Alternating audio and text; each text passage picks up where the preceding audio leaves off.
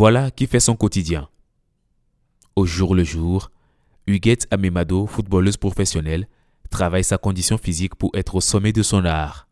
Footballeuse, oui, mais femme après tout. En tant que femme footballeuse, en fait, je vis ma vie comme toutes les autres femmes. Préparer, faire les tâches de la maison et autres. Et en tant que footballeuse, sur le terrain, je fais l'effort d'arranger la maison avant d'aller à l'entraînement. Je peux donner l'exemple, tous les samedis matin, je vais à l'entraînement. Déjà à 6h30, l'entraînement commence.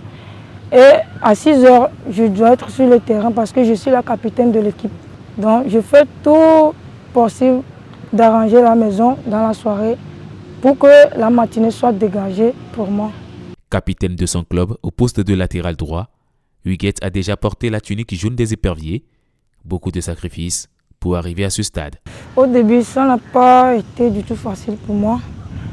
Quand on connaît les réalités du football en général et du football féminin en particulier, dans notre pays, c'est un peu inconcevable les uns les autres de voir sa fille s'aventurer.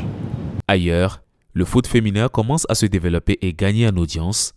Le Togo est loin de cette réalité, mais n'empêche, les footballeurs et les footballeuses doivent être traités de la même manière en termes de salaire. On fait le même métier, on joue sur le même terrain, les règlements restent les mêmes dans les deux côtés. On joue sur le terrain rectangulaire de 120 mètres de long et de 90 mètres de large. Pour les femmes aussi, c'est de même chose. Les règlements, les lois, c'est les lois. On applique tout dans les deux côtés. Donc, oui, je vois qu'on a mérité les mêmes salaires que les hommes. Le rêve, l'ambition et le travail, 3 maîtres mots qui guident Huguette dans sa jeune carrière. 3 maîtres mots qui peuvent être la clé d'une bonne Coupe d'Afrique des Nations au Maroc cette année, en attendant le début effectif du championnat féminin.